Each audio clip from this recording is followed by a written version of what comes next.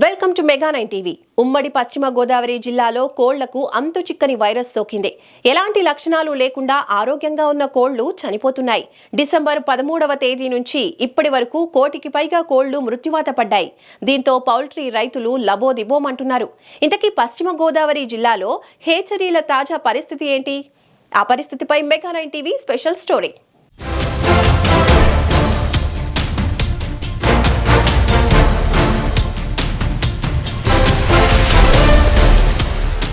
గోదావరి జిల్లాలో కోళ్లకు అంతుచిక్కని వైరస్ సోకుతోంది.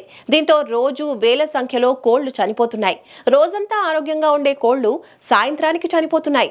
సాయంత్రం ఆహారం తిని ఆరోగ్యంగా ఉన్న కోళ్లు ఉదయానికి చనిపోతున్నాయి. ఇప్పటి వరకు ఎందుకు చనిపోతున్నాయి అనే విషయం రైతులకు పాలుపోవటం లేదు. ఈ వైరస్ సోకి ఇప్పటి వరకు జిల్లాలో 1 కోటికి పైగా కోళ్లు చనిపోయాయి. ఈ వైరస్ కు ప్రత్యేకమైన లక్షణాలు ఏమీ కనిపించవు. ఆరోగ్యంగా ఉన్న కోళ్లు చనిపోవడంతో పౌల్ట్రీ రైతులు భారీ నష్టాలను ఎదుర్కొంటున్నారు. వైద్యాధికారులు ఇదో రకమైన వైరస్ గా చెబుతున్నారు. పౌల్ట్రీదారులు వైరస్ సోకిన కోళ్లను సంచిలో రోడ్డు పక్కన పారేయటంతో ఇతర కోళ్లకు ఆ గాలి సోకుతుందని చెబుతున్నారు. మామూలుగా ఈ వైరస్ సోకిన కోళ్లను లోతైన గుంతను తీసి సున్నం వేసి పూడ్చివేయాలి, లేదంటే వాటిని కాల్చేయాలని వైద్య అధికారులు సూచిస్తున్నారు. ఈ విధంగా చేస్తే మిగతా కోళ్లకు ఈ వైరస్ సోకకుండా ఉంటుందని చెబుతున్నారు. డిసెంబర్ 13వ తేదీ జిల్లాలో తొలిసారి ఈ వైరస్ లక్షణాలు కనబడ్డాయని, ముందు బానే ఉన్న క్రమేపీ రోజు వేలల్లో కోళ్లు చనిపోతూ ఉంటే పౌల్ట్రీ రైతులు లబోదిబోమంటూ వైద్య అధికారులను సంప్రదించారు. వైద్య అధికారులు దీనిపై స్పెషల్ టీంను ఏర్పాటు చేసి హ్యాచరీలకు పంపించారు. కోళ్లకు వ్యాక్సిన్ వేసినప్పటికీ పెద్దగా మార్పు లేదని అధికారులు చెబుతున్నారు. దీంతో శాంపిల్స్ తీసుకుని విజయవాడ పశు సంవర్ధక శాఖ ల్యాబ్ కు పంపించారు. ఇప్పటి వరకు వైద్య అధికారులు పరిశీలించిన కోళ్లలో ఎటువంటి లక్షణాలు కనబడకుండా చనిపోతున్నాయని తేల్చారు. ఇదో రకమైన ఆర్ వైరస్ అని ప్రాథమిక అంచనాకి వచ్చినట్టు తెలుస్తోంది. ఈ వైరస్ బారిన పడకుండా ఉండాలి అంటే కోళ్ల ఫామ్లు పరిశుభ్రంగా, చుట్టుపక్కల పరిసరాలను పరిశుభ్రంగా ఉంచాలని, రోజు కోళ్ల ఫామ్ చుట్టూ సున్నం చల్లుకోవాలని సూచిస్తున్నారు. కోళ్ల దగ్గరికి వెళ్లేవారు శుభ్రంగా కాళ్లు చేతులు కడుక్కొని వెళ్లాలని వైద్య అధికారులు సూచిస్తున్నారు. అలాగే ఈ వైరస్ గాలి ద్వారా కోళ్లకు సోకుతుందని నిర్ధారించారు. ఏలూరు జిల్లాలో బాదంపూడి ఉంగుటూరు మండలంలో మణికంఠ పౌల్ట్రీస్ అనే ఒక పౌల్ట్రీ ఫారంలో డెత్స్ ఎక్కువగా వస్తున్నాయి, కోళ్ళు చచ్చిపోతున్నాయని చెప్పేసి మొన్న ఫిబ్రవరి 1వ తారీఖున జిల్లా కలెక్టర్ గారికి కొంతమంది రైతులు వెళ్ళి రిప్రజెంటేషన్ ఇవ్వడం జరిగింది. దాని మీద జిల్లా కలెక్టర్ వారు ఇచ్చిన ఆదేశాల ప్రకారం మేము ఆ ఫామ్ని విజిట్ చేయడం జరిగింది. ముందు ఇమ్మీడియట్గా ఒక హెల్త్ టీంని అక్కడ పంపడం జరిగింది డయాగ్నోసిస్ చేయడం కోసం. Assistant director laboratories and assistant director Unguturu మండలంకి సంబంధించిన అసిస్టెంట్ డైరెక్టర్ గారిని, తర్వాత ఉంగుటూరు డాక్టర్ గారిని, ఒక టీంని కూడా అక్కడ పంపడం జరిగింది. ఆ టీం అక్కడికి వెళ్ళి పరిశీలన చూసిన తర్వాత అక్కడ పరిస్థితి చాలా దారుణంగా ఉంది, మెయింటెనెన్స్ అస్సలు బాగాలేదు, చాలా అన్హైజీనిక్గా ఉందని చెప్పడం జరిగింది.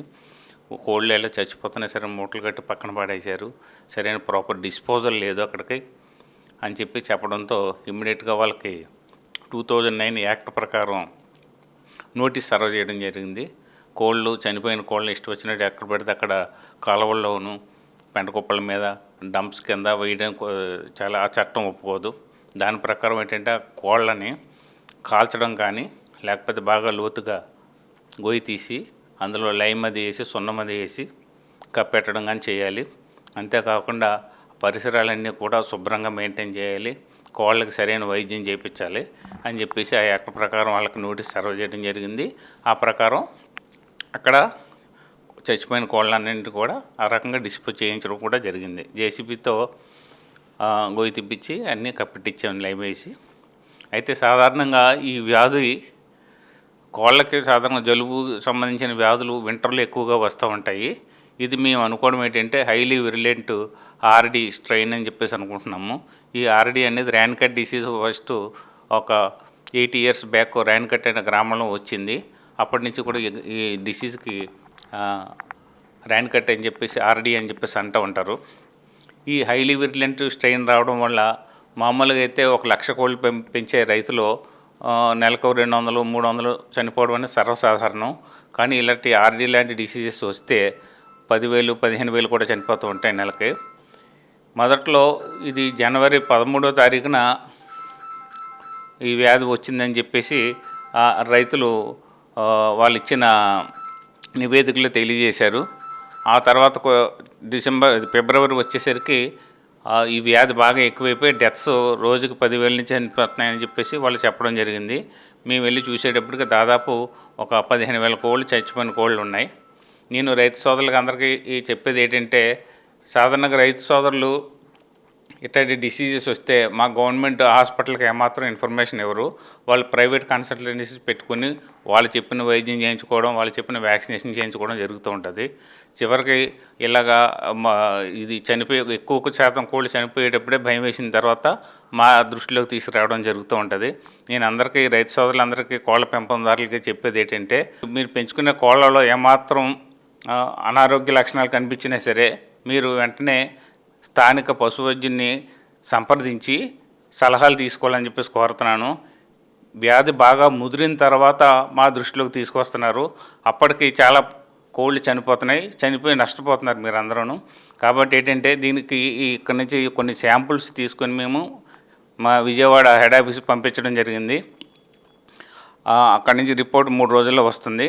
మేము అనుకోవడం ఏంటంటే ఇది హైలీ విర్యులెంట్ అని దానికి సంబంధించిన వ్యాక్సినేషన్స్ కానీ తర్వాత వైద్యం కానీ అక్కడ చేయించడం జరిగింది. ప్రస్తుతానికి మణికంఠ పౌల్ట్రీలో కొంచెం స్టేబుల్గానే స్థిరంగా ఉంది. డెత్ శాతం చచ్చిపోయే కోళ్ళ శాతం చాలా వరకు తగ్గడం జరిగింది. ఈ వైరస్ మామూలుగా ఈ వింటర్లో ఎక్కువగా కోళ్ళలో వ్యాధి నిరోధక శక్తి తగ్గుతుంది కాబట్టి ఈ వ్యాధి వచ్చే అవకాశాలు ఉంటాయండి. అందుకనే వీటికి డైలీ వాళ్ళు పెట్టే ఫీడ్లో మినరల్ మిక్చర్తో పాటు విటమిన్స్ కూడా ఇస్తే ఈ శీతాకాలంలో ఈ వ్యాధి తగ్గే అవకాశాలు చాలా తక్కువగా ఉంటుంది. అలాగే శీతాకాలానికి ముందు అంటే దాదాపు డిసెంబర్ ఆ నెలలో ఈ ఆర్డీ వ్యాక్సినేషన్ చేయించుకుంటే కోళ్ళకి ఈ వ్యాధి వచ్చే అవకాశం చాలా వరకు తగ్గుతుందండి. మామూలుగా కూడా ఈ కోళ్ళ పందారులు ఎవరైతే పెంపకందారులు ఉన్నారో ఈ పిల్ల సప్లై చేసేవాళ్ళు పిల్లని సప్లై చేస్తారు. తొందరగా మోసం వచ్చేయాలని వీటికి ఇంజక్షన్ చేసి పెద్దగా చేసే పరిస్థితి కూడా ఉంది. మీరు చెప్పిన మినరల్స్ ఆ పోషకాలన్నీ కూడా వాడతారంటారు వీళ్ళు అసలు? వాడతారండి. ఎందుకంటే ఎక్కువగా ఈ మన జిల్లాలో ఈ గుడ్లు పెట్టే కోళ్ళనే పెంచుతూ ఉంటారు. మామూలుగా మాంసం ఉత్పత్తి చేసే బ్రాయిలర్ కోళ్ళు చాలా తక్కువగానే ఉంటుంది. గుడ్లు ఉత్పత్తి చేసేవి వాటికి సరైన బ్యాలెన్స్డ్ రేషను సమీకృత దానా సరిగ్గా వాడకపోతే మాత్రం గుడ్ల ఉత్పత్తి తగ్గిపోద్దని జాగ్రత్తగానే వాడతారండి. అయినా సరే ఈ వ్యాక్సినేషన్ చేసే టైంలో వ్యాక్సిన్ కూలింగ్ అది సరిగ్గా మెయింటైన్ చేయకపోతే వ్యాక్సిన్లో రోగనిరోధక శక్తి రాకపోవడం వల్ల ఇలాంటి జబ్బులు వస్తూ ఉంటాయండి. ఈ వైరస్ రాకుండా అంటే ఇంతకుముందు మనం అనుకున్నట్టుగానే సమీకృత దాన సంపూర్ణ బ్యాలెన్స్డ్ రేషన్ ఇవ్వడం ఒకటి, టైం ప్రకారం వాటికి వ్యాక్సినేషన్ చేయించుకోవడం, వ్యాక్సినేషన్ కరెక్ట్గా కూలింగ్ మెయింటైన్ చేసుకుని చేసుకోవడం అనేది ముఖ్యంగా దీని మీద ఆధారపడి ఉంటుందండి. ఇది డైరెక్ట్ కాంటాక్ట్ ద్వారా అవుతుందండి, కొంత గాలి ద్వారా కూడా అవుతూ ఉంటుంది. కాకపోతే ఎక్కువగా గాలి ద్వారా అయ్యే వ్యాధి చాలా తక్కువగా మరణ శాతం ఉంటుంది. డైరెక్ట్ కాంటాక్ట్ అయ్యేది ఉంటే మాత్రం మరణ శాతం ఎక్కువ ఉంటుందండి కోళ్ళల్లో. ట్రాన్స్పోర్టేషన్ చేసినప్పుడు జబ్బు పడక ఈ కోళ్ళని సాధారణంగా కేజీల్లో పెంచుతారు. గుడ్లు పెట్టే కోళ్ళని వాటిని ట్రాన్స్పోర్ట్ ఎగ్స్ పెట్టే టైంలో గుడ్లు పెట్టే టైంలో ట్రాన్స్పోర్టేషన్ అయితే చెయ్యరు. కాకపోతే ఏంటంటే చనిపోయిన కోళ్ళని ప్రాపర్గా డిస్పోజ్ చేయక కాలువల్లోనూ నీటి కట్టల్లోనూ చెరువుల్లోనూ పడేస్తేనే ఇన్ఫెక్షన్ ఎక్కువగా వ్యాప్తి చెందే అవకాశం ఉంటుందండి. ఇప్పుడు ఏదైతే గుడ్లు ఏం చేస్తున్నాయో వాటికి ఎక్కువ వైరస్ వస్తుందంటారా, బ్రాయిలర్లకు ఎక్కువ వైరస్ వస్తుంది?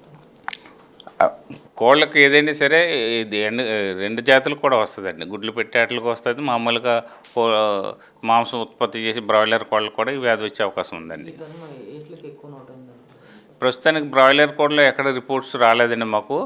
ఎగ్స్లోనే ఎక్కువ మణికంఠ ఏలూరు జిల్లా వరకు అయితే ఒక మణికంఠ పౌల్ట్రీ ఫామ్ నుంచి మాకు ఈ రిపోర్ట్ రావడం జరిగిందండి. ఏదేమైనా ఈ వైరస్ వల్ల పౌల్ట్రీ రైతులు తీవ్ర నష్టాలను చవిచూస్తున్నారు.